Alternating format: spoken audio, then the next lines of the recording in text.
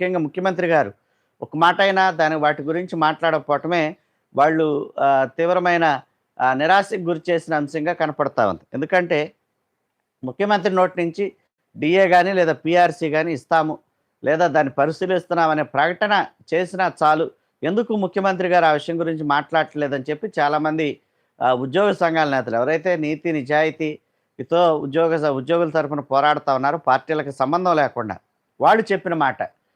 ముఖ్యమంత్రి కనీసం ఒక మాట చెప్తే, ప్రకటన చేస్తే అయినా కూడా మాకు ధైర్యం ఉంటది. కానీ ఇంతవరకు ముఖ్యమంత్రి ఎందుకు స్పందించటం లేదని చెప్పి పార్టీలతో సంబంధం లేదు. ఒకవేళ ఏదైనా పార్టీకి సంబంధించి ఆ పార్టీలతో అంటగాగిన వాళ్ళు అడిగితే సరే దాన్ని మనం ఆలోచించాలి గానీ, కానీ పార్టీలతో సంబంధం లేని ఉద్యోగ సంఘాల నాయకులు కూడా కోరేది మాట్లాడుతున్న సంగతి ఏమిటంటే, ముఖ్యమంత్రి గారు ఎందుకు ప్రకటన చేయటం లేదు డీఏ గురించి గానీ, పీఆర్సీ గురించి గానీ.